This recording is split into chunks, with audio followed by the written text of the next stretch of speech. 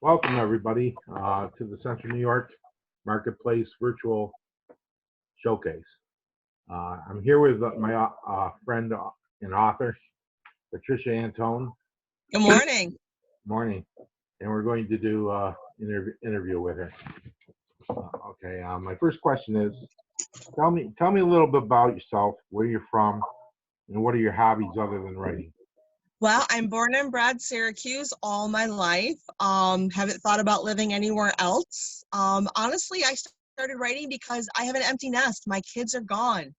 I have two 22-year-old young men. I can't say boys anymore. So this bore of finding an old box of creative writing from back in school, and with the family's encouragement, here we are 10 novels later. I love to crochet and knit, and I'm a big gardener. My neighbors have offered to string me up on many occasions because I have such beautiful roses. Roses are my favorite. Yeah, my wife likes to knit as well. I have 18 bushes scattered throughout my small property. Wow. Okay, what is your latest book, and what's it about, and where can we find it? Well, I actually have two that came out this year. This one that is Can't Outrun Destiny is the first of a series set in Scotland. Bit of time travel, bit of love and luck. This was a long, painful journey, 5 years, because it didn't come out the way I wanted, and I kept going back. So now I'm enjoying the series. This is a novella. I have a Seal series that's been out for the last 5 years. There's going to be a total of 6 books when I'm done. This novella just came out, and it's Weston story for anyone who follows the series.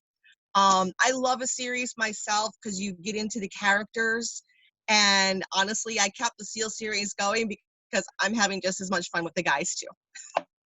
Okay. Tell me a little bit about your next project. What's going to be? A little bit about it.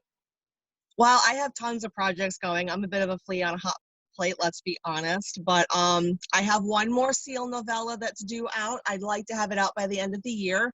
And I have 5 books outlined for the Destiny series. So I'm going to be a little busy working on those. There is a cover currently up on my website for Seizing Destiny, which is the next book due out.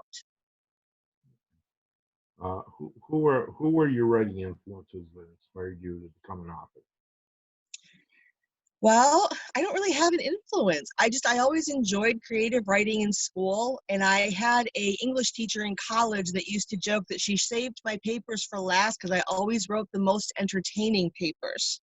So I kind of have my own style. I've been told I write third person, which is not common for authors, but it works for me. And the people who read my stories, they love the story so much that it doesn't occur to them it's not being written in first person. So I guess that's kind of what my style is. It works for me, and it works for my readers.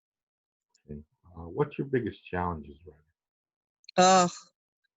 Making a reader happy. I'm more critical of myself than they are. I just got a wonderful review on Facebook a couple days back, telling me she loved the book, and it really made me feel good. Because you wonder what someone thinks when they read your stuff, because there's a lot of you in there. You're kind of burying yourself when you write a book. You'd be surprised when I read something how I'm like, ooh, this sounds like somebody I know. Hmm. Who's your favorite author?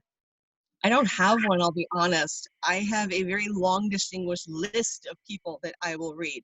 If I had to put the number one at the top, I'm going to say Nora Roberts / J.D. Robb. My birthday present was Golden in Death signed from my husband. So that would have to be my top right now. Yeah. Um, how do you respond to negative reviews? Well, I'm going to knock on my wooden desk and say I haven't gotten one yet. Um, I would have to say, I know I can't please everyone as much as I really, really want to. But I also understand that I'm not going to argue with someone. They didn't like the book. I'm sorry. I really wish you had, but if you didn't like it, you didn't like it. I did have someone tell me once she didn't like my Seal series because she didn't like the men. They were too alpha for her. But yet she loved one of my other books that I wrote, Catching a Cowboy's Eye. She loved the Western theme. So maybe that particular series isn't for you is what I'm thinking for a negative review. But unfortunately, I haven't had one yet. What's your best advice to give to new authors? Patience, patience, and lots even more patience. Um, it's tough. I had a lot to learn when I started. I'm a member of a local writers group, the CNY Romance Writers, and I was stunned at how much I had to learn. My first year was spent workshops to get Cowboy put together and put into paperback, because every month I learned of a new thing that was a mistake in my book. So Cowboy was the fruit of 12 months of education, guidance, and editing and help. So that was why I was so proud of that book. It was my very first one, but it was done the right way. Do you design your own book covers, or do you have someone design them for you? Right now, I'm doing it. I do find it a lot of fun. Destiny, I will joke and brag. The lovely gentleman that's on the cover here, he actually PMs me on Instagram every time I have a book signing. I don't know his name. All I know is he recognized himself and was teasing me via private messenger on Instagram. So now whenever I have a book signing, I get a lovely message from his sign-on saying, "I'm wishing you luck, my dear, sell lots of me." So that's actually really fun and cool. And it's one of the few messages I will allow on my private messaging. How do you market your books? I'm on Amazon and Barnes and Noble, and I'm very fortunate that the manager of the Barnes and Noble in DeWitt is stocking my books at the store. Not that the store is open right now, but you can order them off the website. I have links in my website page so that you can go in and purchase things. You can also, because I lost so many book signings this year, I'm gonna wipe the tears off because I lost 9 of them. You can PM me privately on Facebook or Instagram or Twitter, and we will work out a way for me to get you a signed book. How long does it usually take you to write a book? About a year. Okay. Um, what famous person would you like to meet someday? I had to think about that for a few days, I'll be honest, but I'm going to go with Nathan Fillion because I love the Richard Castle series. I have them all, Derek Storm. So I guess I would want to meet him so I could get him to sign one of them. Okay. Um, where can we find your books? You can find me, as I was saying, on Amazon and Barnes and Noble. I do ebook and print. The last of my books is going to be into print by the end of the month. I do have my own site with links in there so you can go in and get them. Or like I said, if you have Amazon or Barnes & Noble Nook on your phone or laptop or whatever, you can download them.